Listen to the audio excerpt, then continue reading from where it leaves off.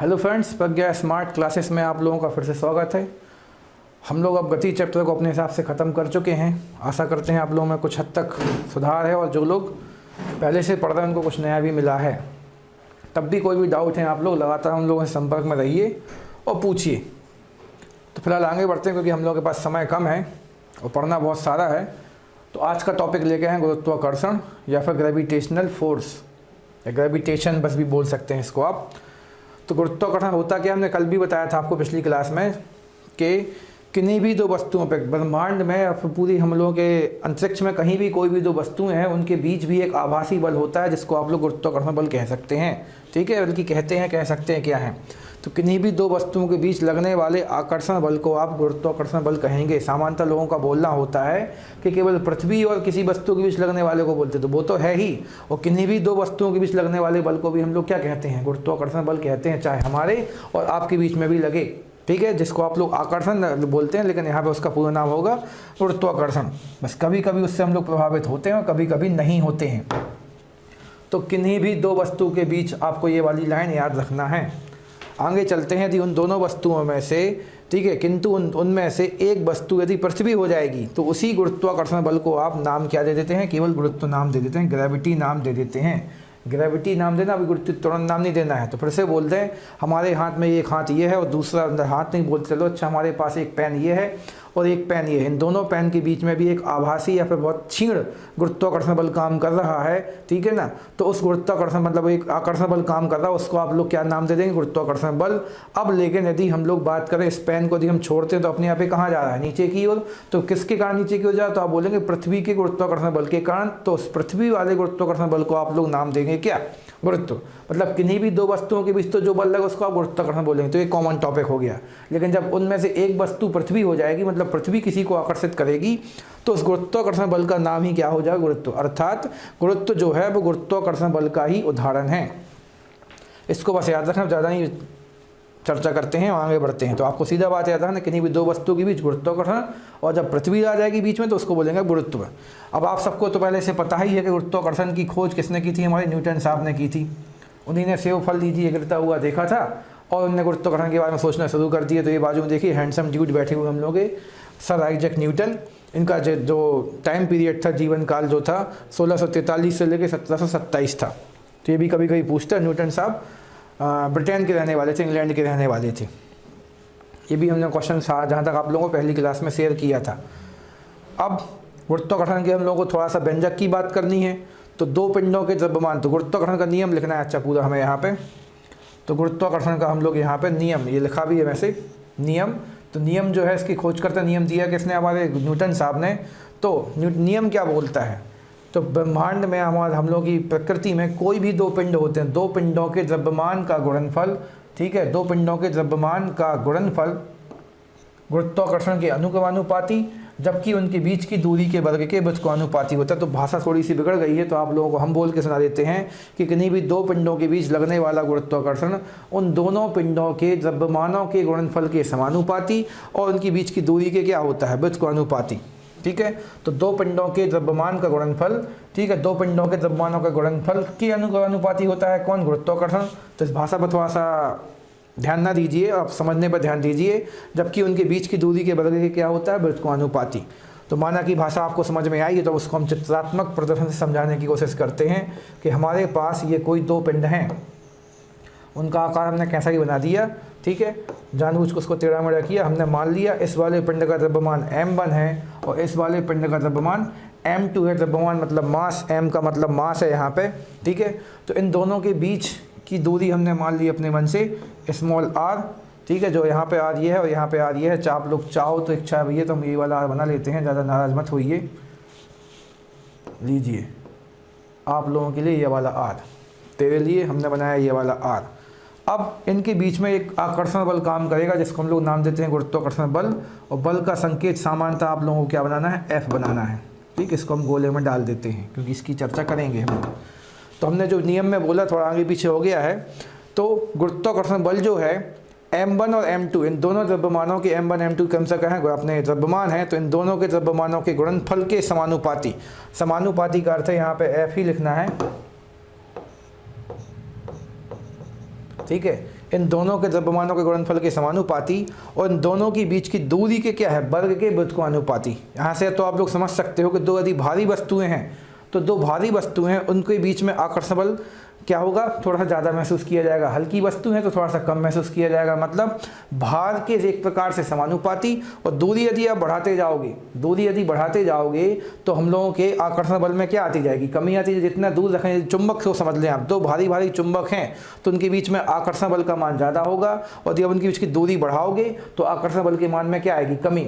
मतलब भार बढ़ाने से वृद्धि और दूरी बनाने से कमी। इसका मतलब आप लोग ये समझ जाएंगे हम क्या समझाने की कोशिश कर रहे हैं कि द्रव्यमानों के मामले में अनुपाती है, समानुपाती नहीं, अनुपाती सही है। और दूरी के मामले में कैसा, व्युत्क्रमानुपाती। बस ये याद रखना है कि किसी एक वस्तु के नहीं, दोनों वस्तुओं के द्रव्यमानों के गुणनफल के अनुपाती और दूरी के सामान्य दूरी के नहीं, दूरी के वर्ग के व्युत्क्रमानुपाती। इसको सिद्ध करना पड़ता है। 10th क्लास में आप लोगों ने पढ़ रखा होगा या 11th क्लास में पक्का है। तो यदि आपकी इच्छा है कि सर ये कैसे होता है तो इसको हमने अभी अपनी इसी प्रज्ञा स्मार्ट क्लास की 11th क्लास की वीडियो में सिद्ध करना बताया कि यहाँ पे कहाँ से ये RS का आता है, तो आप वहाँ पे जाके देख सकते हैं। ये बार थोड़ी सी प्रिंटिंग मिस्टेक हुई है आप लोगों का ध्यान खींचने के लिए, तो आप अपना ध्यान इस पर लगाइए कि यहाँ पे E नहीं F चाहिए था। तो हम फिर से बोल दें, जो गुरुत्वाकर्षण बल है वो उन दोनों के द्रव्यमानों के गुणनफल के समानुपाती है और जो गुरुत्वाकर्षण बल F है वो उनकी बीच की दूरी के वर्ग के व्युत्क्रमानुपाती है। जब इन दोनों नियमों को आप मर्ज कर देंगे, आपस में मिला देंगे, तो F की वैल्यू क्या हो जाएगी, F अनुक्रमानुपाती m1 × m2/r²। ठीक है। अब हम लोगों को पता है कि जैसे ही आप लोग, जिन लोगों ने साइंस पढ़ा उनको मोस्टली याद है अच्छे से, कि जैसे ही आप इस अनुक्रमानुपाती या प्रोपोर्शनल के साइन को हटाते हैं तो आपको एक स्थिरांक चाहिए। तो इस गुरुत्वाकर्षण के नियम में आप लोगों को स्थिरांक या कांस्टेंट के रूप में किसका उपयोग करना है, कैपिटल G का उपयोग करना है। और हम लोगों की पीछे की कई परीक्षाओं में इसी G, जिसका नाम होता है गुरुत्वीय नियतांक या गुरुत्वाकर्षण स्थिरांक, इसी नाम से इसका मात्रक पूछा गया, मान पूछा गया है। ठीक है। तो फिर से बोल देते हैं, जैसे ही आपने इस अनुक्रमानुपाती के निशान, समानुपात के निशान को हटाया है तो आपको स्थिरांक के रूप में G को लेके आना पड़ा है। ठीक है। और हम लोगों का पूरा व्यंजक क्या बन के तैयार होता है, F = G × m1 × m2/r²। तो यही हम लोगों का कंप्लीट गुरुत्वाकर्षण के नियम का व्यंजक सिद्ध होता है, जिससे कई सारे क्वेश्चन आप लोगों को आगे हम करके दिखाएंगे। ठीक है। अब यहाँ पर जो हमने स्थिरांक लिया है, सामान्यतः इसका मान तो अलग अलग हो सकता है, लेकिन इसको कांस्टेंट माना है तो इसको औसतन वैल्यू इसकी हम लोग क्या लेके चलेंगे, मतलब एक वैल्यू लेके क्या चलेंगे, तो वो हमने क्या लिख रखी है आप लोगों को पहले इससे शायद पता हो। तो G का मान होता है 6.67 × 10⁻11 न्यूटन मीटर स्क्वायर kg - 2, मतलब kg इनवर्स 2। ठीक है। तो अब यहाँ पे हम लोग को ये ध्यान देना है कि G क्या है। तो G जो है गुरुत्वाकर्षण स्थिरांक या नियतांक है, जिसको आप लोग इंग्लिश में कांस्टेंट कहते हैं। अब हम लोगों से पीछे की परीक्षाओं में कई बार इस G के मात्रक पूछे गए हैं। G का मात्रक पूछा गया, G के नहीं, G का होना चाहिए। देखिए एक वस्तु का सामान्यतः एक मात्रक होता है, तो एक मात्रक पूछा गया है, तो G का मात्रक हम लोग इसी सूत्र की सहायता से निकालेंगे। तो आप लोगों को पीछे से याद हो गया, F बराबर होता है G और इंटू में m1 × m2/r²। तो आपको G का मान चाहिए है, तो G को बस आप यहाँ छोड़ेंगे, बाकी इन दोनों चीज़ों को तिरक गुणा करके कहाँ ले जाएंगे, नीचे। तो G बराबर हो जाएगा F × r² बटे में m1 × m2। अब आपको याद है F मतलब है बल और बल का मात्रक क्या होता है, न्यूटन। R मतलब है दूरी और दूरी का मात्रक क्या होता है, मीटर, उस पर स्क्वायर लगा है। M मतलब है द्रव्यमान, द्रव्यमान का मात्रक क्या होता है, kg। और यहाँ पे M कितने बार है, 2 बार, दोनों का मात्रक होगा kg, इसलिए kg²। तो आपके गुरुत्वाकर्षण नियतांक का मात्रक क्या निकल गया था, न्यूटन मीटर स्क्वायर और बटे में kg²। तो उस बटे में kg² को ही आपने क्या लिख दिया, kg - 2। ये तो सबको याद ही होगा कि जब घात को नीचे से ऊपर लेके जाते हैं तो उसके ऊपर आप लोग माइनस लगा देते हैं। तो न्यूटन मीटर स्क्वायर और प्रति kg² या फिर न्यूटन मीटर स्क्वायर और kg - 2, इस प्रकार से भी बोलेंगे। तो आप लोगों को मात्रक को ज़्यादा रटने की आवश्यकता नहीं है। यदि रट गया तो अच्छी बात है, यदि रटा नहीं है तो हम बुरा नहीं मानेंगे, आप लोग यहाँ से उसको निकाल सकते हैं। बस ये आपको लेकिन मान तो रटना पड़ेगा। 6.67 × 10⁻11 पीछे के काफ़ी परीक्षाओं में आ चुका है, इसलिए इसको हमने आप लोगों से स्पेशली शेयर किया है। चित्र भी हमने यहाँ पे कुछ बना कर रखे हैं, आप लोग बहुत देर से देख रहे होंगे, हमने चर्चा नहीं की तो ये बुरा मान जाएगा, तो इसकी चर्चा कर लेते हैं। ये कोई दो पिंड हैं, इन दो पिंडों के बीच में आकर्षण बल काम करता है। उसी आकर्षण बल को हम लोग क्या नाम देते हैं, गुरुत्वाकर्षण बल। और इसी कारण से एक दूसरे को आकर्षित भी हो सकते हैं। तो यहाँ पे आप लोग देख रहे हैं दोनों एक दूसरे को आकर्षित हो रहे हैं, लेकिन जो छोटा पिंड है वो तेज गति से उसकी ओर जा रहा है, बड़ा पिंड हल्का सा अपनी जगह से मूव हुआ है। ठीक है। तो द्रव्यमान पर निर्भर करता है इनके बीच का गुरुत्वाकर्षण बल, उसी को हमने दिखाने की कोशिश की है यहाँ पे। तो मान लीजिए वो चीज़ इस पर अप्लाई हो रही है, तो कुछ खास नहीं था, हमने बहुत ज़्यादा समझाया आप लोगों को, तो आशा करते हैं समझ में आया है। तो क्या ब्रीफ रिवाइज करने का मन है हमारा तो कर देते हैं। किन्हीं भी दो वस्तुओं के बीच के आकर्षण बल को आप लोग गुरुत्वाकर्षण कहेंगे। एक वस्तु यदि पृथ्वी हो जाए तो उसके गुरुत्वाकर्षण का नाम क्या पड़ जाएगा, गुरुत्व पड़ जाएगा, ग्रेविटी पड़ जाएगा। अब गुरुत्वाकर्षण का नियम खोजकर्ता उसके न्यूटन साहब थे। नियम क्या था, दो पिंडों के बीच लगता है तो उन दोनों पिंडों के द्रव्यमानों के गुणनफल के अनुक्रमानुपाती और उनके बीच की दूरी के वर्ग के व्युत्क्रमानुपाती होता है हमारा गुरुत्वाकर्षण का नियम, जिसको आप लोग इस प्रकार से भी समझा सकते हैं, बाकी समझ सकते हैं। और परीक्षा में कभी कोई भी यदि मैथमेटिकल क्वेश्चन आए तो आप इसकी सहायता से आंसर निकालेंगे। हम पक्के 1-2 क्वेश्चन कल अगली क्लास में आप लोगों को कराएंगे। जी का मान आपको याद रखना है और कैपिटल जी, स्मॉल जी नहीं। पीछे अभी आगे जाकर हम लोग पढ़ेंगे स्मॉल जी, जिसको आप लोग बोलते हैं गुरुत्वीय त्वरण, और ये है कैपिटल जी। और कैपिटल जी क्या है, गुरुत्वाकर्षण स्थिरांक या नियतांक, जिसका मात्रक आप लोग यहीं से तिलक गुणा भाग करके निकालेंगे। इसी के साथ सभी आगे हम लोगों को एक क्लास सीखनी है विमीय सूत्र की, डायमेंशनल फार्मूलास। तो उनको भी आप इसी प्रकार से तिलक गुणा करके उनको अपनी मूल मात्रकों में लेके जाएंगे और फिर उसके हम लोग विमीय सूत्र बनाना सीखेंगे। तो थोड़ा सा भी आप लोग मोमेंटम में आ जाएँ, कुछ बेसिक चीज़ें हम आपको सिखा दें, फिर वो विमीय सूत्र सिखाने में ज़्यादा मज़ा आता है। हाँ, जिन पर आता है तो उनके लिए मुबारक हो, और वो लोग प्रैक्टिस करते हैं। छोटे मोटे डाउट हैं तो हमसे शेयर करें। तो आगे चलते हैं। अब गुरुत्वाकर्षण की कहानी खत्म हो गई। तो हमने पीछे बोला था आपसे गुरुत्वाकर्षण का ही एक उदाहरण बन जाता है गुरुत्व। तो गुरुत्व होता क्या है, तो पृथ्वी व किसी वस्तु के मध्य लगने वाले बल को आप केवल क्या कहते हैं, गुरुत्व कहते हैं। मान लीजिए कि ये ता जो है हमारा आधा लिखा हुआ है, गुरुत्व कहते हैं, ठीक है। तो गुरुत्व कहते हैं। तो हमने फिर से पीछे जो आपसे बोला था, ये हमारी पृथ्वी घूम रही है, इस पृथ्वी के ऊपर हम लोग रहते हैं और लगातार कहाँ की ओर खिंचे जाते हैं, पृथ्वी की ओर। यदि कहीं से भी कूदेंगे कहाँ जाके गिरेंगे, पृथ्वी पर ही गिरेंगे। भले आपको लगता है खड्डे में जाके गिरें, तो खड्डा भी कहाँ है, पृथ्वी पर ही है, ठीक है। तो हमारी इस वस्तु और पृथ्वी के बीच जो आकर्षण बल काम करेगा उसको आप गुरुत्वाकर्षण कहने के साथ साथ क्या भी कहोगे, केवल गुरुत्व कहोगे, ठीक है, गुरुत्व कहेंगे। तो उस वाली स्थिति में यदि हम यहाँ पे एक छोटा सा चित्र बना लें कि ये हमारी पृथ्वी है, पृथ्वी का एक केंद्र है और पृथ्वी के केंद्र से यहाँ तक की दूरी हमारी हमने कितनी मान ली, पृथ्वी की त्रिज्या को हमने केवल यहाँ पर लिख दिया है RE लिख दिया है। ये माना कि RE लिखा है, थोड़ा छोटा लिखा है, बड़ा कर दें, शायद आप लोगों को मोबाइल पर साफ साफ ना दिखे, तो यहाँ बना लेते हैं।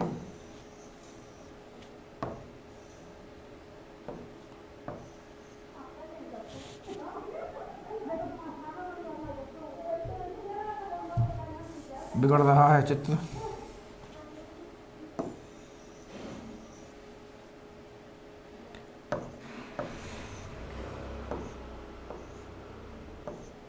लीजिए हमने आपका वाला आर बनाया। तो पृथ्वी की त्रिज्या हमने RE मान ली।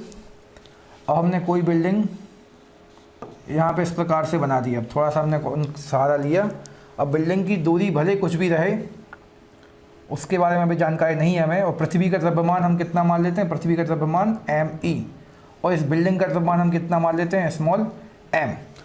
तो अब इस मान लीजिए हमारी एक वस्तु यहाँ पे बिल्डिंग है, दूसरी वस्तु पूरी पृथ्वी है।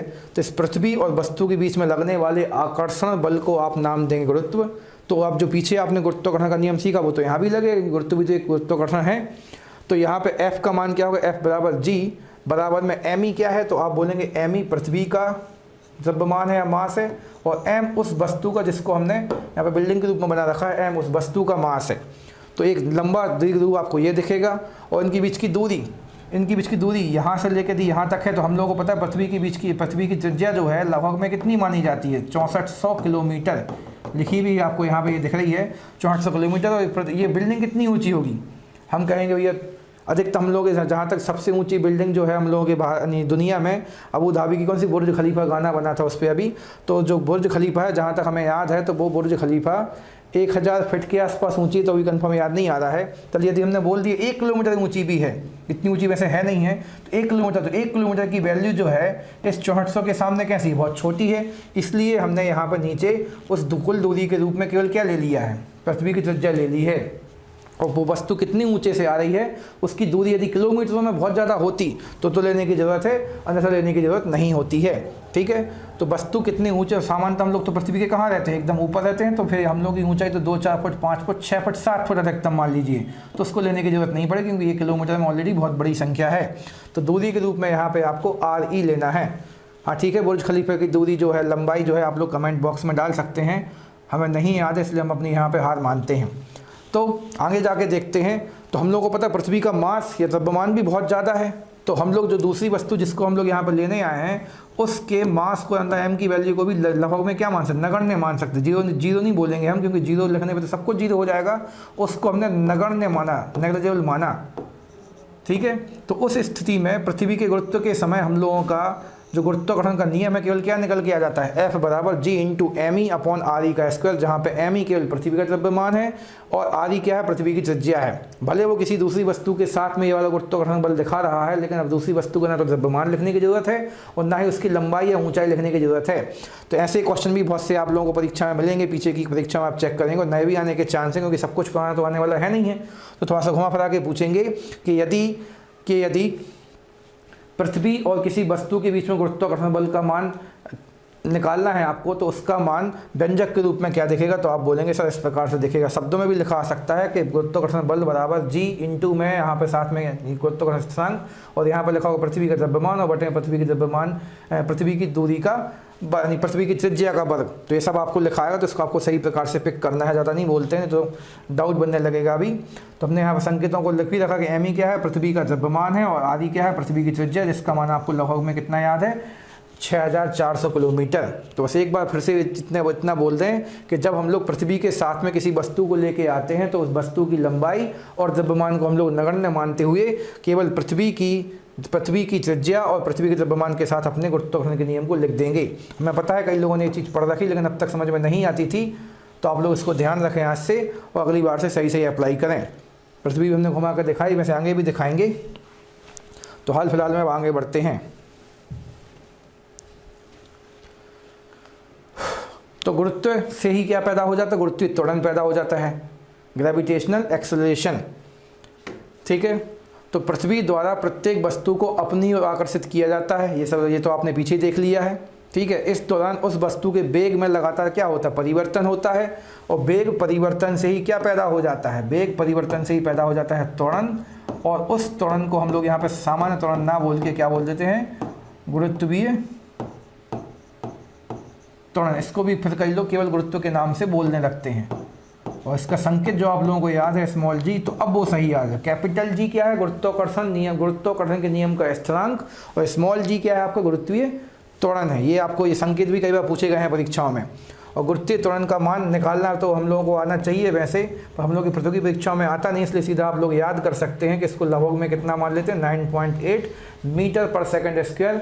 इसका मतलब क्या है कि यदि हम लोग कहीं ऊपर से पृथ्वी की ओर आ रहे हैं, ये हमारी पृथ्वी लगातार घूम रही है, हम इसके ऊपर उछाले गए और नीचे की ओर आएंगे, तो इसका मतलब क्या है, 9.8 मीटर पर सेकंड और प्रति सेकंड। तो जब इन दोनों गुणा होता है तो क्या हो जाता है, तो इसका मतलब क्या है, हम जब ऊपर से नीचे की ओर आ रहे हैं तो हर एक सेकंड के बाद हमारा जो वेग है कितना बढ़ जाएगा, 9.8 मीटर प्रति सेकंड बढ़ जाएगा।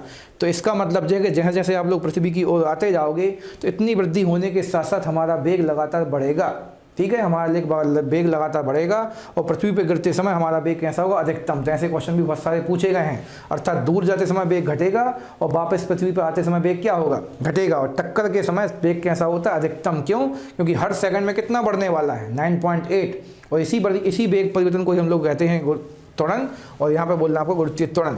तो टॉपिक काफ़ी ईजी है। अब आगे चलते हैं, कुछ इंपॉर्टेंट फैक्ट जो आप लोगों से परीक्षा में पूछे जाएंगे इससे संबंधित। तो हम पूरी आशा करेंगे इनको आपको काफ़ी अच्छे से और इजी तरीके से समझा पाएँ और आप लोग परीक्षा में पिक कर पाएँ। तो क्या लिखा पहला फैक्ट कि गुरुत्वीय त्वरण जी के मान में परिवर्तन क्या होंगे। तो यदि आप पृथ्वी की ओर जाएंगे तो जी का मान बढ़ता है, तो आपने पीछे में बता दिया कि पृथ्वी के पास आप जितने जितने आते जाओगे और जी का मान क्या होगा, बढ़ेगा। एक प्रकार से मान लीजिए ये चुंबकत्व है और पृथ्वी एक चुंबक है, और चुंबक के जितने पास आएंगे उसकी खींचने की गति क्या होती जाएगी, बढ़ती जाएगी। गति को भी आप एक प्रकार से वेग ही बोलते हो, ये पीछे आपने देखा है, ठीक है। मतलब गति का उदाहरण है वेग या चाल, तो वेग लगातार बढ़ता है, गति लगातार बढ़ती है। पृथ्वी से दूर जाएंगे तो जी का मान क्या घटेगा, चुंबक से दूर जाओगे आपको आकर्षण बल में क्या फील होगी, कमी फील होगी, अर्थात आपके ऊपर लगने वाला आकर्षण बल का मान घटेगा। इजी पॉइंट है, आगे चलते हैं। पृथ्वी से दूर जाने पर जी का मान भी क्या होगा, घटेगा। जो अच्छा हो चुका है, फिर से पढ़ दिया, लगा दें ताकि गलती ना करें हम फिर से। भूमध्य रेखा पर जी का मान कैसा होता है, न्यूनतम होता है, वह घटेगा। तो ये भी आपको याद रखना है, भूमध्य रेखा पर जी फॉर गुरुत्वीय त्वरण का मान कैसा होता है, न्यूनतम या मिनिमम होता है, ठीक है। कहाँ पे, भूमध्य रेखा पे। इसका क्या कारण है कि एक चीज़ तो आप लोगों ने ये पढ़ रखी है इसको हाल फिलहाल में मिटा देते हैं। 2 तरीक़ों से समझाया जा सकता है हम लोगों की प्रतियोगी परीक्षा में। साथ में भूगोल का भी क्वेश्चन है। हम लोगों को जहाँ तक सबको याद है कि पृथ्वी जो है हल्की सी कैसी है, इस प्रकार से चपटी है, जिससे उसकी ये वाली डिस्टेंस बढ़ जाती है और ये डिस्टेंस कैसी होती है, कम होती है। और हम लोग को पता है बीच में यहाँ पर लगा है निफे, उसी निफे के कारण हमारी पृथ्वी में आकर्षण या फिर चुंबकत्व पाया जाता है। तो हम लोगों को पता है कि यहाँ से जब आप लोग यहाँ तक जाओगे तो आपको अधिक दूरी तय करनी पड़ेगी, और यहाँ से लेकर यहाँ तक जाओगे दूरी कैसी तय करनी पड़ेगी, कम। तो जब आपको अधिक दूरी तय करनी पड़ेगी और हम लोग को पता है दूरी बढ़ने से आकर्षण बल के मान में क्या होती है, कमी। तो यहाँ पे भूमध्य रेखा, यहाँ से लेकर यहाँ तक हम लोग सामान्यतः क्या मानते हैं, भूमध्य रेखा मानते हैं। तो भूमध्य रेखा की स्थिति पर पृथ्वी के केंद्र से दूरी बढ़ जाने के कारण आपको जी का मान कैसा मिलेगा, कम मिलेगा। ठीक है, अभी अगले पॉइंट में लिखा है हमने। और ध्रुवों पर जाने पर जी का मान कैसा होगा, अधिकतम, क्योंकि ध्रुवों पर आप लोग देख रहे हैं दूरी का मान कैसा है, कम। ये व्यवहारिक और भूगोल का कारण है।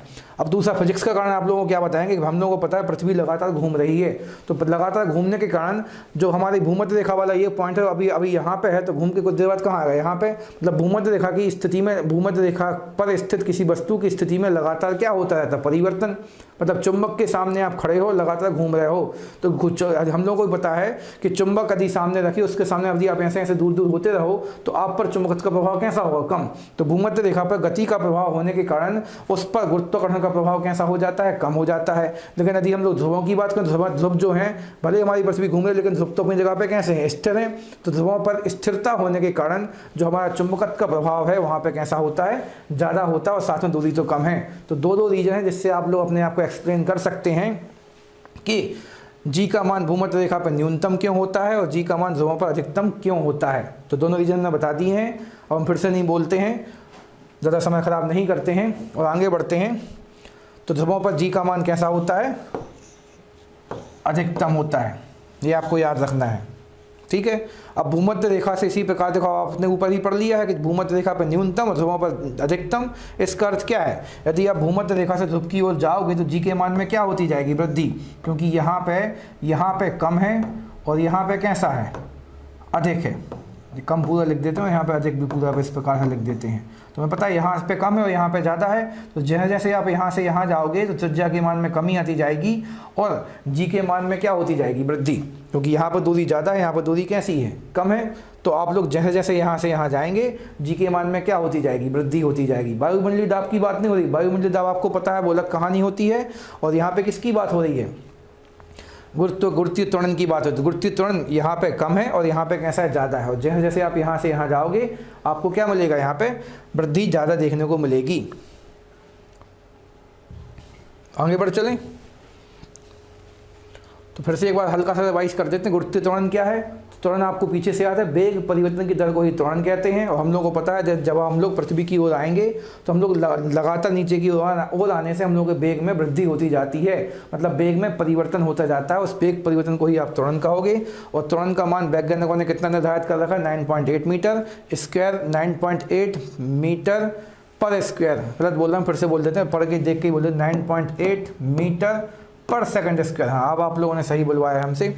और जहाँ पे ये भी मेन चीज़ आपको याद रखना है, इसका संकेत क्या है, स्मॉल जी, और पीछे आप लोग पढ़ के आए थे कैपिटल जी। इसमें कई बच्चों ने गलतियाँ की हैं, हमसे शेयर किया है, फिर बाद में आता है हाँ सर ऐसा करना था। तो आप लोग अगली बार से ऐसा मत करना, हाँ सर वाली बात।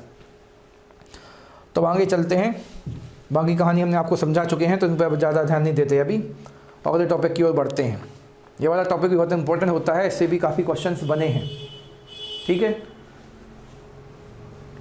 तो लिफ्ट में जी अर्थात गुरुत्वीय त्वरण, जी का अर्थ आप लोगों ने हमें क्या बताया पीछे, गुरुत्वीय त्वरण। तो लिफ्ट में जी व व्यक्ति के भार में परिवर्तन। तो हम लोगों को पता है कि हम लोग जब लिफ्ट में गति करते हैं तो कभी कभी सिर अचानक सा भारी सा लगता है, अपना शरीर भी कभी कभी भारी लगता है और कभी कभी हल्का सा लगता है कि सब कुछ जैसे बाहर को निकला जा रहा हो। तो ऐसा क्यों होता है, क्योंकि हम लोगों को पता है कि पृथ्वी पर जी का मान हम लोग स्थिर मानते भले 9.8, लेकिन हम लोगों ने भी पीछे देखा कि जब जब आप पृथ्वी से दूर जाओगे तो उसमें कमी होगी और जब जब पृथ्वी के पास आएंगे आप तो उसमें क्या होगी, वृद्धि होगी। तो वो चीज़ हमेशा काम तो करती है, भले उसको हम लोगों ने एग्जैक्ट या फिर औसतन रूप से कितना मान लिया है, 9.8 मान लिया है, लेकिन वो स्थिर तो नहीं है। तो उसी में परिवर्तन होने के कारण हम लोगों को अपने भार में परिवर्तन महसूस होता है। और आप लोगों से बताते हैं जो भार होता है वो किस पे डिपेंड करता है, आपके द्वारा अप्लाई किए जाने वाले बल पे। ठीक है, तो बल जो है वो एक प्रकार का भार है। ये चीज़ भी हम पीछे आपको शायद नहीं बताएं किसी भी क्लास में, तो ये भी बोल दें कि द्रव्यमान एक अलग चीज़ है, द्रव्यमान एक अलग चीज़ है, भले दोनों का मात्रक सेम है, द्रव्यमान अलग चीज़ है और भार एक अलग चीज़ है। तो द्रव्यमान तो हम लोगों का हमेशा स्थिर रहता है, तो mass is a constant quantity, तो द्रव्यमान एक स्थिर राशि है, जबकि भार क्या होता है, प्रतीत किया जाता है या फिर आभास किया जाता है, आभासी चीज़ है, इसलिए भार जो है हम लोगों का अलग अलग हो सकता है अलग अलग समय में। तो हम लोगों के शरीर में जब ज़्यादा ऊर्जा होगी तो आप ज़्यादा बल लगा पाओगे, अर्थात आपको जो भार है अधिक महसूस होगा। और जब हम लोग कहने को गलत बोल गए हम, तो इसको बल से बस ये बोल देते कि हम लोगों का जो भार है हम लोगों के द्वारा किसी वस्तु पर लगाए जाने वाले बल पर डिपेंड करता है, तो बल ही भार है। और हम लोगों को पीछे से याद है बल का सूत्र क्या था, द्रव्यमान मतलब m और गुणा में g मतलब कौन है, त्वरण, तो यहाँ पे पृथ्वी का त्वरण। तो हम लोगों का जो बल है वो भार है, और भार किस पर डिपेंड करता है, हमारे आसपास के गुरुत्वीय त्वरण पर, ठीक है। और जो मास है, द्रव्यमान है, वो हमेशा स्थिर रहता है। तो भार में आपको गुरुत्वीय त्वरण की स्थिति के अनुसार क्या प्रतीत होगा, परिवर्तन प्रतीत होगा।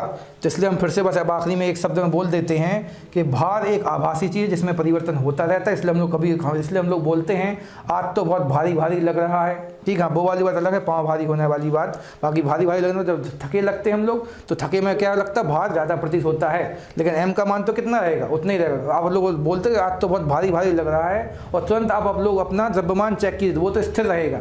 लेकिन मेन चीज़ है उस समय हम लोग की बॉडी में जो भी एनर्जी थी, उस एनर्जी पर काम करने वाले जी के मान में क्या हो सकता है, परिवर्तन, ठीक है, या फिर वृद्धि हो सकती है। इसी कारण से हम लोगों के भार में हम लोगों को क्या फील होता है, वृद्धि। तो सीधा बस बोल दें कि द्रव्यमान स्थिर होता है, भार आभासी या फिर अस्थिर होता है, जो कि किस पर डिपेंड करता है, जी पे। तो आगे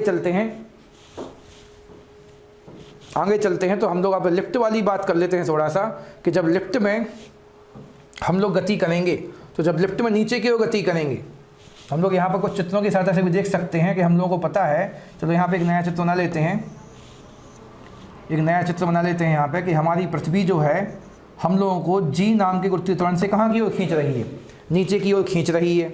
और यहाँ पे जो हम लोग लिफ्ट में नीचे की ओर गति कर रहे हैं, तो लिफ्ट का खुद का कोई त्वरण होगा, ठीक है, लिफ्ट का खुद का कोई त्वरण होगा, उसको हमने ए लिख दिया। तो ए भी कहाँ की ओर जा रहा है, अभी नीचे की ओर जा रहा है, और जी भी हमें कहाँ खींच रहा है, नीचे की ओर खींच रहा है। तो नीचे की ओर जब हम लोग आएंगे, ठीक है, नीचे की ओर हम लोग जब आएंगे तो हम लोगों को अपने भार में क्या महसूस होगी, कमी महसूस। तो इसका हम लोग समझ सकते हैं इस प्रकार से कि हम लोग जब घाटी पर चढ़ते हैं तो चढ़ते समय हम लोग को अपना भार कैसा महसूस होता है, कम महसूस है, यानी ज़्यादा महसूस होता है, क्योंकि हम लोग जी के कहाँ काम कर रहे होते हैं, विपरीत दिशा में काम कर रहे होते हैं।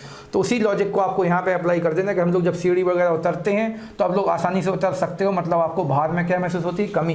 तो वही सेम कहानी आप लोग कहाँ लगा दोगे, अपने लिफ्ट में। जब आप नीचे की ओर जाओगे तो आपको भार में कमी महसूस होगी, और जब लिफ्ट में आप ऊपर की ओर जाओगे तो आपको भार में क्या महसूस होगी, वृद्धि महसूस होगी। बस एक शर्त यह होनी चाहिए कि जो हमारे पृथ्वी का गुरुत्वीय त्वरण जी है और लिफ्ट का त्वरण ए है, इन दोनों के मान बराबर ना हो, ठीक है। आसमान त्वरण से लिफ्ट नीचे आएगी और आसमान त्वरण से लिफ्ट कहाँ जाएगी, ऊपर जाएगी, ठीक है। तो ये चीज़ आप लोगों को ध्यान रखना है, पूरा समझाने में काफ़ी समय लगेगा और थोड़ा टफ हो जाता है पॉइंट, तो बस हम फिर से आपको इजी वे में व्यवहारिक रूप से समझा देते हैं। हम लोगों को पता है कि हम लोग जब सीढ़ियाँ उतरते हैं तो हम लोगों को मेहनत कम लगती है, मतलब भार में कमी महसूस होगी, तो उतरते समय भार में कमी, और जब सीढ़ियाँ चढ़ते हैं तो हम लोगों के भार में वृद्धि महसूस होती है, मतलब ज़्यादा मेहनत लगती है। और मेहनत जो है भार के समानुपाती होती है, यदि भार बड़ा हुआ तो मेहनत ज़्यादा करनी पड़ेगी, तो आपको भार में क्या लगेगी, वृद्धि महसूस होगी। दूसरी कहानी क्या है, जब लिफ्ट का तार टूट जाएगा तो हमें अपने भार में क्या महसूस होगा, तो भार में हमें अपने भार में कोई भी आभास प्रतीत नहीं होगा, मतलब हमारा भार क्या हो जाएगा, शून्य हो जाएगा जब लिफ्ट टूट जाएगी। तो इसको हम लोगों ने देखा है कि कई बार हम लोग देखते हैं कोई व्यक्ति जो है गलती से किसी जगह से गिर गया, ठीक है, गिर गया, तो वो क्या तैर के यहाँ वहाँ जा सकता है, नहीं जा सकता। क्यों, क्योंकि अब उस पर केवल जी का मान काम कर रहा है, और जब हम लोग हवा में लटके होते हैं तो हम लोगों को कोई संभालने वाला नहीं होता है, मतलब हम लोगों का भार क्या हो जाता है, शून्य हो जाता है। तो जब तार टूट जाएगा तो लिफ्ट एक मुक्त वस्तु की भांति गति करेगी, लिखा नहीं हमने यहाँ पर, तो आप लोगों को ध्यान रखना है। जब लिफ्ट का तार टूट जाएगा तो जैसा हम लोग हवा में जब कूदते हैं कहीं से, तो सेम हम लोग लिफ्ट भी अब किसकी भांति काम करेगी, मुक्त वस्तु की भांति काम करेगी, और हम उसके अंदर बैठे व्यक्ति के रूप में हम लोग जो हैं अपने भार में भी टोटली कहने को शून्यता महसूस करेंगे। तो लिफ्ट का तार जब टूट जाएगा तो एकदम मुक्त वस्तु की भांति गति करने के कारण हम लोग अपने भार में कोई भी कहने को मात्रा फील नहीं होगा, हम लोग उसको शून्य महसूस करेंगे। उसी के विपरीत अगली कहानी क्या लिखी है, जब लिफ्ट का त्वरण जी के बराबर हो जाए, मतलब ये ए का मान भी कितना हो जाए, जी, तो ये बेस्ट क्वालिटी लिफ्ट कहलाएगी। ये नीचे आने वाला जी और ऊपर से हम लोगों पर लगने वाला जी सब कैसे होते हैं, बराबर होते हैं। तो हमें तो अगली कंडीशन क्या है कि जब लिफ्ट का त्वरण जी के अर्थात पृथ्वी के त्वरण के बराबर होगा तो हमें अपने भार में कोई परिवर्तन नहीं प्रतीत होगा, अर्थात भार में कोई परिवर्तन नहीं होता है। इसका अर्थ क्या है, जैसे पीछे की कंडीशन में देखा था आप लोगों ने कि जब लिफ्ट नीचे की ओर गति करती है तो हमारी लिफ्ट अपने ए त्वरण से नीचे की ओर तो जाएगी ही जाएगी, और पृथ्वी भी हम लोगों को जी त्वरण से नीचे खींच रही है। तो हम लोगों के नीचे जाने की त्वरण में लगातार वृद्धि होने के कारण अर्थात वेग में भी क्या होती जाएगी, वृद्धि, और हम लोग काफ़ी तेज़ गति से नीचे की ओर जाएंगे और हम लोगों पर दो त्वरण काम करेंगे और हम लोगों को अपने भार में क्या महसूस होने लगेगी, कमी महसूस होने लगेगी। इसके विपरीत जब हम लोग अपने इस ए त्वरण से ऊपर की गति कर रहे हैं दूसरी कंडीशन में और जी हम लोगों को नीचे को खींच रहा है, ठीक है, और ए का मान जी के मान के आपको बराबर नहीं मानना, इसको आप बोलेंगे असमान त्वरण से जा रहे हो। तो ऊपर जाते समय हमने वो घाटी वाला उदाहरण दिया था आप लोगों को, तो उससे आप लोगों को समझना है कि हमें भार में वृद्धि प्रतीत होगी। और जब लिफ्ट का तार टूट गया था, लिफ्ट का तार टूट जाएगा तो इस ए का मान क्या हो जाएगा, खत्म। अब हम लोगों पर केवल कौन सी चीज़ काम करेगी, जी। तो जी भी हम लोग एक प्रकार से स्थायी मानते हैं, एम तो स्थायी होता है, द्रव्यमान स्थायी है, तो हम लोगों को अपना भार जो है अब उसमें कोई परिवर्तन महसूस नहीं होगा, अर्थात सीधा कैसे महसूस होगा, जरा ये वाली बात थोड़ा सा हम गलत बोले, परिवर्तन महसूस होगा लेकिन सीधा कितना महसूस होगा, 0, ठीक है। तो तार टूटने में 0, लेकिन जो चौथी स्थिति बोल रही है जब लिफ्ट का त्वरण जी के बराबर हो जाएगा, मतलब चौथी स्थिति में जी और जो ए हैं परस्पर बराबर हो जाएंगे, मतलब उन दोनों में एक बैलेंस स्थापित हो गया है।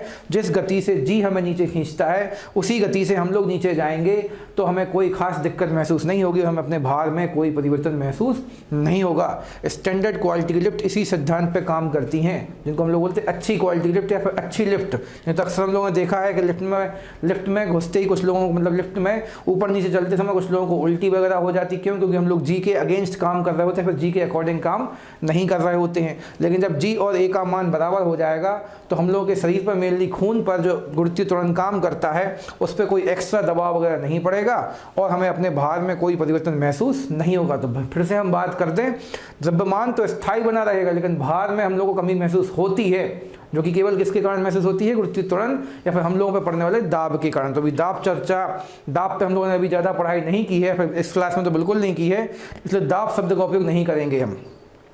तो फिर से एक बात बोल दें कि जब हम लोगों की लिफ्ट का त्वरण नीचे या ऊपर जाते समय, अब यहाँ पर हमने ऐसा कुछ तो लिखा नहीं कि कहाँ जाते समय, तो आपको ये ध्यान देना जब लिफ्ट का त्वरण जी के बराबर होगा, कब, चाहे नीचे जाएं और चाहे कहाँ जाएं, ऊपर जाएं, दोनों स्थितियों में ए और जी का मान बराबर होने पर हमें अब ना तो अपने भार में कमी महसूस होगी ना ही वृद्धि महसूस होगी, अर्थात भार में कोई परिवर्तन महसूस नहीं होगा और एकदम हम लोग सामान्य स्थिति फील करते हुए जाएंगे।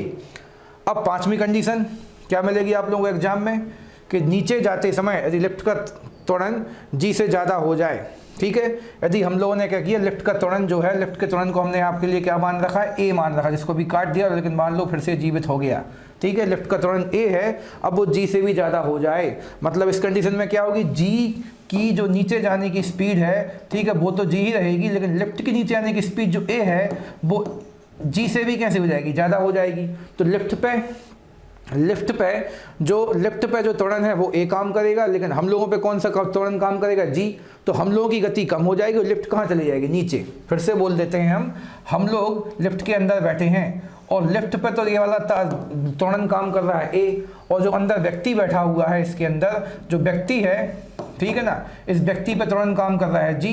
तो जब लिफ्ट बहुत तेज गति से नीचे जाएगी लेकिन व्यक्ति उतनी तेज गति से नीचे नहीं जा पाएगा तो लिफ्ट और व्यक्ति के बीच में जो गैप था वो खत्म हो जाएगा, हमारा सिर कहाँ टकरा जाएगा, ऊपर टकरा जाएगा। तो ये वाली कंडीशन भी बहुत आती है परीक्षा में, नीचे जाते समय लिफ्ट का त्वरण जी से ज़्यादा हो जाएगा तो व्यक्ति का सिर लिफ्ट से टकरा जाएगा ऊपर की ओर।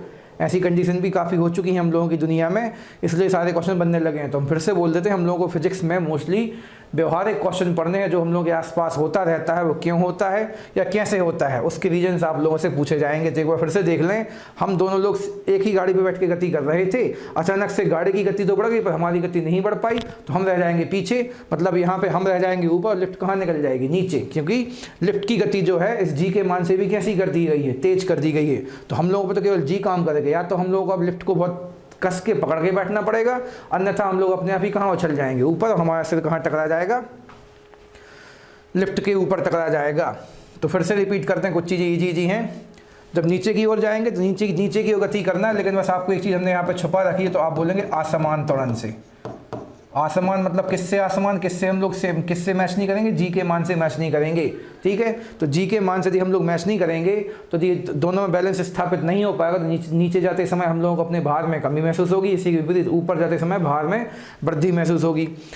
तीसरी स्थिति क्या थी, लिफ्ट का तार टूट जाएगा तो हम लोग एक मुक्त वस्तु की भांति गति करेंगे और अपने आप पे कोई कंट्रोल नहीं होगा, अर्थात हमारा भार कैसा फील होगा, हम लोगों को शून्य फील होगा, ठीक है। फिर तो आप लोग गाना गाने लगोगे, आज मैं ऊपर और आसमान नीचे वगैरह, ऐसे कुछ कहानी बन जाएगी। फिर जब लिफ्ट का त्वरण जी के बराबर हो जाएगा, मतलब दोनों में बैलेंस स्थापित हो जाएगा, तो हमें अपने भार में कोई परिवर्तन महसूस नहीं होगा। और पांचवी स्थिति, यदि लिफ्ट का त्वरण मतलब त्वरण को एक प्रकार से वेग मान सकते हैं यहाँ पे, तो लिफ्ट का वेग जो है जी से भी ज़्यादा हो जाएगा, लिफ्ट तेज गति से नीचे जाएगी, और हम लोग जो स्वतंत्र रूप से लिफ्ट में खड़े हुए थे तो हम लोग थोड़े से ऊपर खिसक जाएंगे और अपने आप सिर जाके कहाँ टकरा जाएगा, लिफ्ट से टकरा जाएगा। इन व्यक्तियों में आप लोग देख रहे हैं ऐसा कुछ खास परिवर्तन नहीं, तो हमने कल आप लोगों को आकर्षित करने के लिए डाल रखा है, ताकि आपको लगे कि हाँ कुछ एक्स्ट्रा प्रयास किया गया है। उसमें अभी कुछ ऐसी टेक्निक हम नहीं दिखला पा रहे हैं, बस लिफ्ट ऊपर नीचे जा रही हैं। यहाँ पे मान सकते हैं कि जब ये व्यक्ति नीचे की ओर आ रहे हैं तो इनको अपने भार में कमी महसूस हो रही होगी, ठीक है ना। और ये व्यक्ति जो ऊपर जा रहा है तो इनको अपने भार में क्या महसूस हो रही होगी, वृद्धि महसूस हो रही होगी। और कोई तीसरी कंडीशन अभी यहाँ पर नहीं है। और मान लीजिए यहाँ पे ऊपर जाते समय दोनों के जो लिफ्ट का त्वरण है और अपने पृथ्वी का त्वरण जी है, उन दोनों के मान बराबर हैं, तो इन वाले व्यक्तियों को अपने भार में कोई परिवर्तन महसूस नहीं हो रहा होगा। ऐसा हमने आपको मान लिया ताकि आप लोग बुरा ना माने कि सर ये चित्र क्यों डाला था। अब एक क्वेश्चन और बनेगा परीक्षा में, हम बहुत देर से भार कर रहे हैं, हमने जहाँ तक कल भी यानी पिछले बार लेक्चर में भी आपसे बोला था कि भार जो होता है ये तो आभासी होता है। भार एक आभासी चीज है,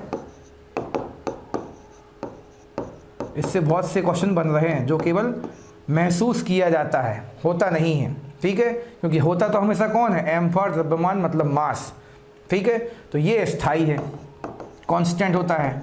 यदि हमारा बोलना है कि हमारा द्रव्यमान 80 kg है तो हमेशा 80 ही रहेगा, चाहे हम कितना भी काम कर लें। लेकिन हम लोग बोलते हैं काम करने के बाद आज हम थके थके अर्थात अपने आप को भारी महसूस कर रहे हैं, और जब सो के उठते हैं यहाँ पे कुछ अच्छी एनर्जी वाले काम करके आते हैं तो लगता है कि आज हम काफ़ी हल्की हल्की फील कर रहे हैं। क्या उस स्थिति में हम लोगों का द्रव्यमान घट जाता है या बढ़ जाता है, तो आप बोलेंगे नहीं, बस उस स्थिति में हम लोग के खून के अंदर की एनर्जी मतलब उस पर काम करने वाले त्वरण का मान थोड़ा या फिर दाब का मान थोड़ा सा घट बढ़ जाता है।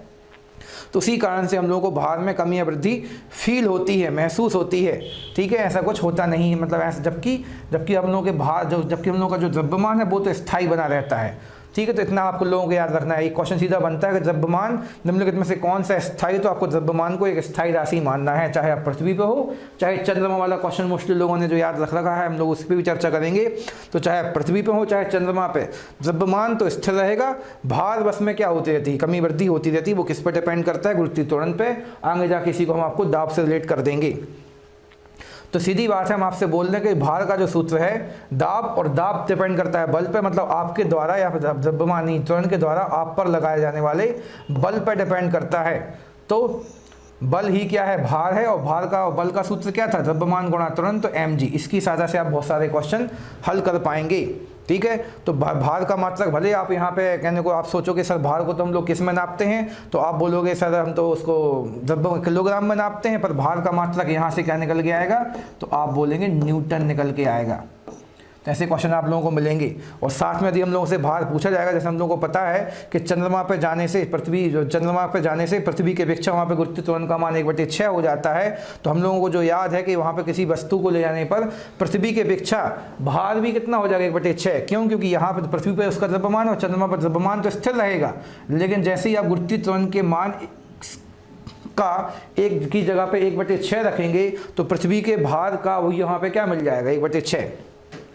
तो आभासी रूप से नहीं समझाते हैं, हमसे बोला गया है कि मान लीजिए पृथ्वी पर किसी वस्तु का भार कितना है, 60 है या 60 न्यूटन है, ठीक है। तो उसको जब चंद्रमा पर लेके जाओगे, आप चंद्रमा पर लेके जाएंगे, थोड़ा रिपीट करते हैं, माना कि पृथ्वी पर किसी वस्तु का भार 60 किलोग्राम है, तो उसको जब चंद्रमा पर लेके जाएंगे तो कितना फील करेंगे, तो 60 जो दिया गया है, मान लिया आपको इस वाली कंडीशन में दिया गया है, अब जब चंद्रमा पर लेके जाओगे तो 60 तो वो जमता रहेगा, लेकिन वहाँ पे जी का मान जो भी था पृथ्वी के जी के मान से कितना हो जाएगा, 1/6।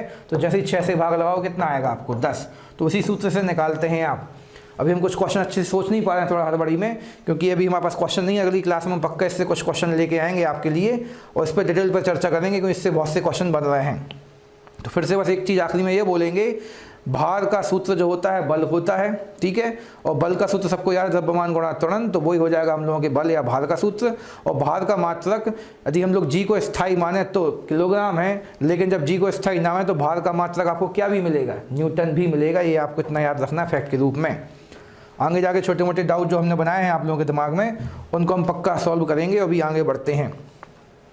लिफ्ट वाला टॉपिक काफ़ी इंपॉर्टेंट था, ठीक है, तो उसको आप याद रखें। अगले टॉपिक पे चलते हैं, संतुलन या बैलेंस क्या होता है। तो आप इन महाराज को देख सकते हैं कितना अच्छा बैलेंस बना के खड़े हुए हैं, तो इसी पे चर्चा करनी है हम लोगों को। संतुलन क्या होता है, तो हम लोगों का मेन टॉपिक चल रहा है आज गुरुत्व केंद्र या गुरुत्वीय त्वरण वगैरह या गुरुत्वाकर्षण, तो उसी पे आधारित टॉपिक है हम लोगों का संतुलन या बैलेंस। तो हम लोगों का जो बैलेंस होता है वो किस पर डिपेंड करता है, तो आप बोलें गुरुत्वीय केंद्र पर। यदि हम लोग अपने गुरुत्वीय केंद्र को सही प्रकार से बैलेंस कर पाते तो आप किसी भी स्थिति में कहीं भी बैलेंस कर सकते हो, ठीक है। जैसे यदि इस वाले व्यक्ति की हम बात करें, मान लो अभी कोई व्यक्ति है, फिर इस वाले जंतु की बात करें, तो इनका गुरुत्व केंद्र यहाँ कहीं होगा, इनका गुरुत्व केंद्र यहाँ कहीं होगा। अब इनका गुरुत्व केंद्र यहाँ पे है और ये जिस वस्तु पे खड़े हैं उसके साथ में इन्हें अपने गुरुत्व केंद्र से एक लंबवत रेखा का निर्माण कर लिया।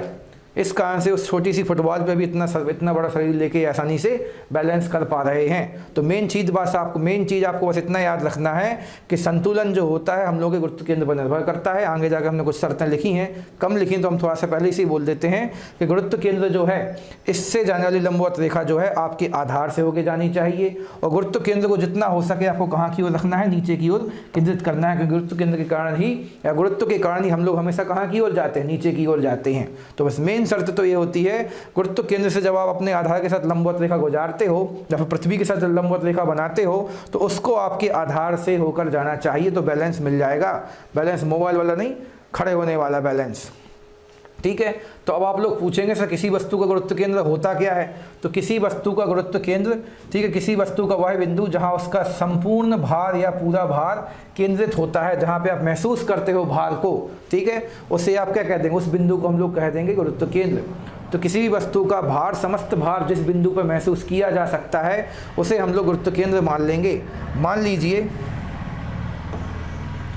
मान लीजिए हमारे पास एक चौकोर छोटा सा डब्बा है, यदि इसको हम यदि यहाँ से पकड़ेंगे, इस वाले कोने से पकड़ेंगे, तो आसानी से इसको हम बैलेंस नहीं कर पाएंगे। लेकिन यदि आप इसका गुरुत्व केंद्र ढूंढ लेंगे जो कि आपको कहाँ मिलेगा, इसके जस्ट बीचों बीच दोनों विकर्णों को खींचेंगे, और दोनों विकर्णों को खींचने के बाद आपको जो ये मध्य बिंदु मिलेगा, इस मध्य बिंदु पर यदि आप यहाँ पे एक सुई लगा के भी इसको उठाएंगे, इस प्रकार से सुई लगा के भी उठाएंगे, तो आपको इसका बैलेंस स्थापित हो जाएगा। मतलब जो कागज़ है अब वो नया सा जाएगा।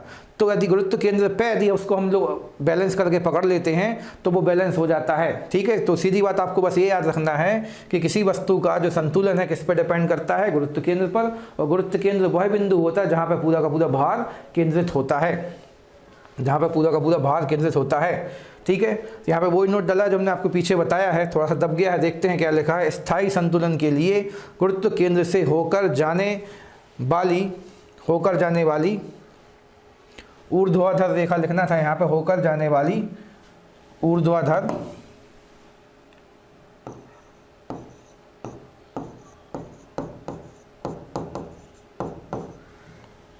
रेखा को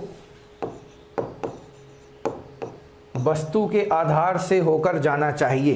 तो ये देख रहे हैं आप लोग, ये हमारा गुरुत्व केंद्र है, यहाँ से ऊर्ध्वाधर मतलब एकदम सीधी परपेंडिकुलर लाइन हमने ऐसी खींच दी, तो ये वस्तु के आधार से होकर जाना चाहिए। जैसे आप लोगों ने कुछ क्वेश्चन कर रखे हैं कि यदि हमने दीवार से टिका के एक नसेनी या लैडर को रखा है, तो दीवार से टिकी है, तो क्या ये नसेनी स्थायी संतुलन में है, तो आप बोलेंगे नहीं, इस नसेनी या लैडर का गुरुत्व केंद्र यहाँ कहीं मिलेगा आपको, मान लीजिए।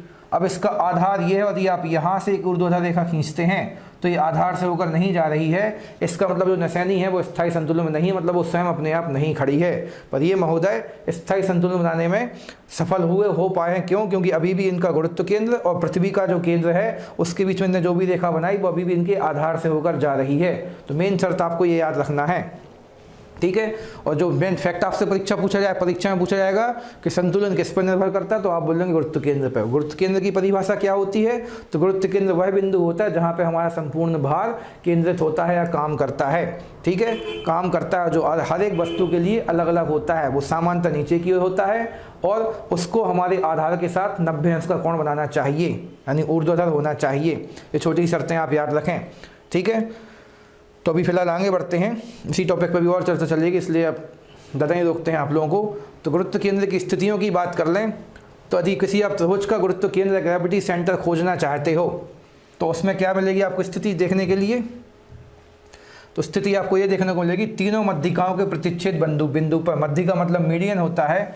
तो हम लोगों को पता है त्रिभुज इस प्रकार से हमने मान लिया, कोई भी हो सकता है भाई, हमने जहाँ तक आप लोगों के सामने समबाहु त्रिभुज या फिर आइसोसेलेस इक्विलेटरल ट्रायंगल ले लिया, तो ऐसा कुछ भी ले सकते हैं आप तो तीनों मध्यिकाएं खींचेंगे इस प्रकार से, और तीनों मध्यिकाओं को खींचने के बाद तीनों मध्यिकाएं जिस बिंदु पर मिलती हैं उस बिंदु को ही हम लोग क्या कहेंगे? इसका गुरुत्व केंद्र, जिसको हम जी से दर्शा दे रहे हैं आप लोगों के लिए। तो अब गुरुत्व केंद्र की खोज करने का फायदा क्या होगा? यदि आप इस वाले पूरे त्रिभुज को, कागज को काट लेंगे, उसको यहाँ से इस प्रकार से उठाएंगे तो वो पूरा बैलेंस स्थापित कर लेगा। यदि आपकी उंगली या सुई के सहारे भी इसको आप स्थापित करेंगे तो पूरा का पूरा वही भार आपको महसूस होगा। आप लोगों ने इलेक्ट्रॉनिक तराजू भी देख रखा है। इलेक्ट्रॉनिक तराजू में हम लोगों ने क्या देखा? उसके बीच में छोटी सी बस एक डुंडी सी बाहर निकली रहती है, एक निब बस बाहर निकलती है, उसके ऊपर बस एक प्लेट लगी होती है।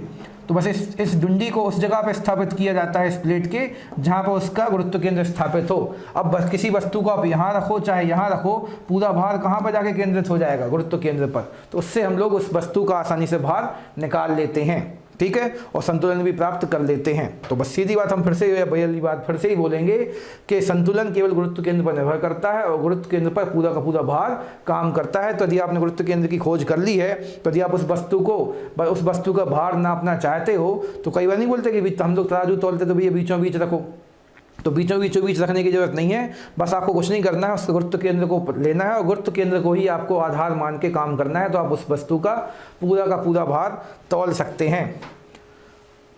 तो अब ज़्यादा नहीं समझाते हो, आगे बढ़ते हैं। हम लोगों को याद रखना भी त्रिभुज का गुरुत्व केंद्र कहाँ होता है? तीनों मध्यिकाओं या मीडियन के कटान बिंदु पर। अगली स्थिति चतुर्भुज। अब चतुर्भुज में क्या देखने वाला है? चाहे आप लोग वर्ग बनाएं, चाहे आयत बनाएं और चाहे समानांतर और समचतुर्भुज कुछ भी बनाएंगे, तो सामान्यतः आप लोगों को दोनों उनके विकर्ण खींचने हो, दोनों विकर्णों के कटान बिंदु पर ही हम लोगों को उसका क्या मिल जाएगा? जी मिल जाएगा। ये मानिए आयत है, पूर्णतः सही नहीं बना है, तो इसका कटान बिंदु इनके विकर्णों के कटान बिंदु पर मिल जाएगा। बेलन की बात करेंगे तो दोनों वृत्तों, बेलन मतलब सिलेंडर, तो दोनों वृत्तों के केंद्रों को मिलाने वाली रेखा के मध्य बिंदुओं पर। तो ये हमने आप लोगों के सामने बेलन बना दिया, ठीक है। और ये आधार मतलब उसके आधार जो होते हैं वृत्ताकार होते हैं। तो यहाँ से लेकर जब आप यहाँ तक जाएंगे तो यहाँ पर जो बीचों बीच बिंदु मिलेगा ये इसका क्या कहलाएगा? जी फॉर ग्रेविटी सेंटर कहलाएगा, ठीक है। तो सामान्यतः नीचे की ओर जाने की कोशिश करता है लेकिन मध्य में ही पाया जाता है। शंकु की यदि आप बात करो, कोण की बात करेंगे, यदि अंदर से ठोस है इस प्रकार से ये, तो आधार से ऊंचाई के कितने? 1/3 पर मिलेगा। मतलब इसका डायग्राम जो आप लोग बनाएंगे तो इस प्रकार से बनाएंगे, ये शंकु हो जाएगा हम लोगों का, और ये हो जाएगा नीचे वाले शंकु का जो नीचे वृत्त बनता है उसका केंद्र। और यहाँ से जब हम लोग सीधा ऊपर तक आएंगे तो ये हो जाएगी इसकी ऊंचाई। तो इस ऊंचाई के भी कितने? केवल 1/3 भाग पे। तो मान लीजिए यहाँ पे 1/3 हो जाएगी और यहाँ पे 2/3, तो इसको हम लोग क्या नाम दे देंगे? जी नाम दे देंगे। तो शंकु के आधार के 1/3 पर और यहाँ पे होगा एकदम बीचों बीच, और वो तो काफ़ी ईजी है, सबसे ज़्यादा परीक्षाओं में ये आ चुका है, इसलिए ये थोड़ा सा टॉपिक कम इंटरेस्ट का होने के बाद भी हमने आप लोगों से शेयर किया है कि किसी त्रिभुज का गुरुत्व केंद्र कहाँ पाया जाता है। तो आप लोगों ने तीनों मध्यिकाओं के कटान बिंदु पर। चतुर्भुज का आपको आसानी से पकड़ लेंगे आप लोग, तो आप बोलेंगे सर विकर्णों के कटान बिंदु पर। और थोड़ा सा याद रखने लायक टॉपिक ये है, यहाँ से आप लोगों को मैथ्स में क्षेत्रमिति और आयतन में भी क्वेश्चन बन जाते हैं। तो ऊँचाई के 1/3 भाग पर। तो थोड़ा संतुलन टॉपिक हल्का सा बिगड़ गया था पीछे, तो बस आपको फिर से बोल देंगे किस पे डिपेंड करता है? गुरुत्व केंद्र पर। और गुरुत्व केंद्र पर क्या होता है? सारा का सारा भाग केंद्रित होता है। तो आप लोगों को रिवीजन करना है। छोटे मोटे डाउट हैं हम मानते हैं, क्योंकि हमारे पास अभी समय कम है और टॉपिक काफ़ी बड़े बड़े लंबे हैं। बेसिक मैथ्स के हमें यानी बेसिक फिजिक्स के आप लोगों को भी पता है, तो यदि हमें पूरा समझाना है तो हमें बहुत बड़ा खाका लेके समझाना पड़ता है। इसलिए भी हमने आप लोगों से ऊपरी चीज़ें शेयर की हैं, तो इनको आप रिवाइज करें। और यदि आप डीप में पढ़ रहे हैं और कोई भी डाउट बनता है आपसे, तो आप आपसे कमेंट बॉक्स में संपर्क कीजिए और हमारी कमियों को और आप साथ में अपनी कमियों को भी हम लोगों से शेयर कीजिए, ताकि हम लोग फटाफट सुधार करके एक नौकरी तो कम से कम कंफर्म कर सकें। और हम लोगों का जो एमपी पुलिस आरक्षक कांस्टेबल है उसमें ज़्यादा डीप के क्वेश्चन नहीं आने वाले, तो आप इन लोगों को ही रिवाइज करके, हमारी तो पक्का आशा है कि आप 15 या 20 नंबर जो भी आएंगे उसमें क्वेश्चन साइंस के आसानी से हम लोग 90 to 100% मार्क्स पा सकते हैं। तो इनको रिवाइज कीजिए और कोई भी डाउट है तो हम लोगों से संपर्क कीजिए। तो आज की क्लास फिलहाल रोकते हैं और अगली क्लास में आप लोगों से कल मिलेगी। Best of luck.